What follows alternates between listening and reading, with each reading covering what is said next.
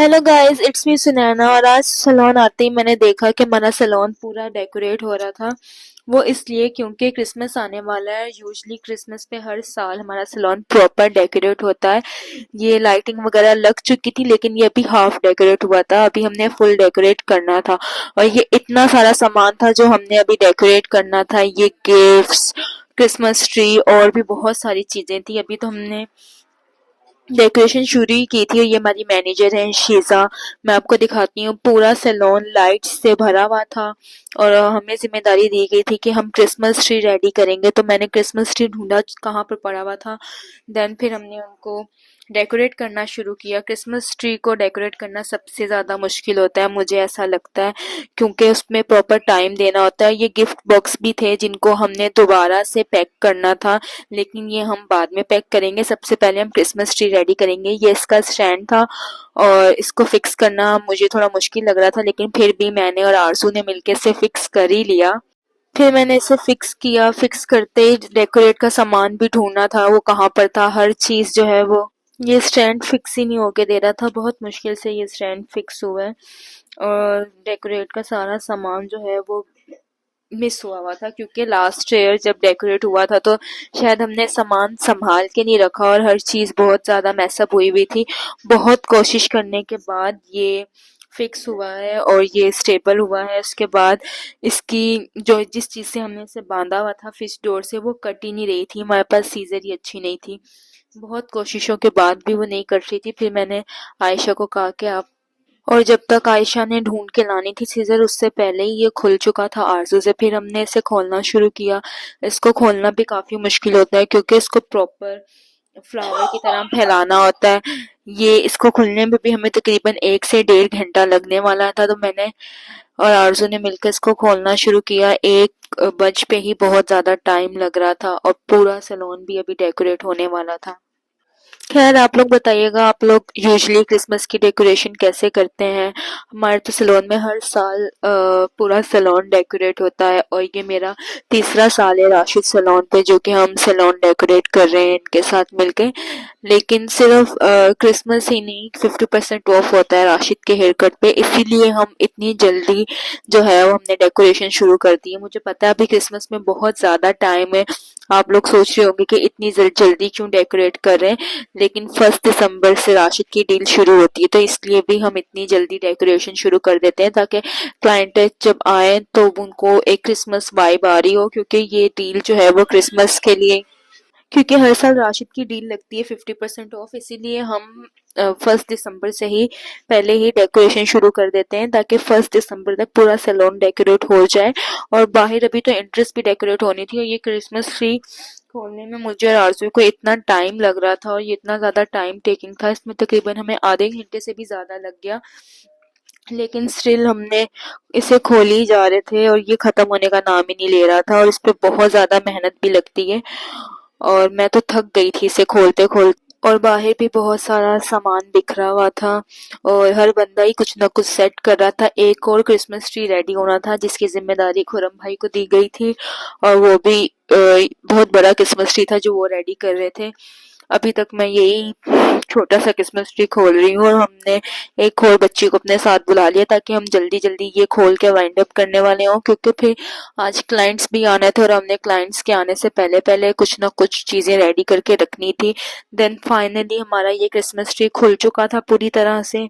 और अभी बारी थी इसे डेकोरेट करने की। उसमें भी बहुत ज्यादा टाइम लगना था, क्योंकि डेकोरेशन का बहुत सारा सामान जो है वो गुम चुका था और ढूंढने वाला था। और नया सामान अभी मंगवाया नहीं था, क्योंकि हमने सोचा था जो नया सामान आएगा वो हम बाहर जो बड़ा क्रिसमस ट्री लगेगा हम उस पे लगाएंगे। तो फिर हमने ढूंढ ढूंढ के थोड़ी सी चीजें से इसे डेकोरेट करना शुरू किया।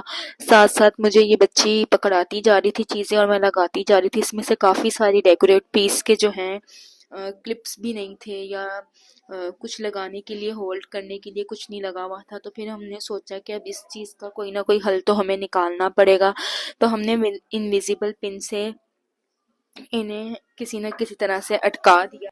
और हम 3 लोग इतने छोटू से क्रिसमस ट्री को मिलके रेडी कर रहे थे और इसमें बहुत ज़्यादा टाइम लग रहा था। पता नहीं क्यों, मैं तो तंग ही पड़ गई थी और फिर सामान भी नहीं था शायद, इसलिए इन चीज़ों पे ज़्यादा टाइम लग रहा था। इनविजिबल पिन लगा लगा के हमने किसी तरह से इसको रेडी किया और इनविजिबल पिन भी इसमें एडजस्ट करना मुश्किल हो रहा था, लेकिन स्टिल हमने आज ये क्रिसमस ट्री रेडी करना ही था एट एनी कॉस्ट, क्योंकि बाहर भी सब कोई ना कोई काम कर रहे थे और हमें सिर्फ ये एक ही काम दिया गया था जो कि हमने करना था और हमें इसी में बहुत ज़्यादा टाइम लग रहा था और हमारे 1 बजे से क्लाइंट भी आने थे और इस वक्त 12:30 हो रहे थे जब हम ये क्रिसमस ट्री डेकोरेट कर रहे थे, तो काफ़ी टाइम लग रहा था इसमें।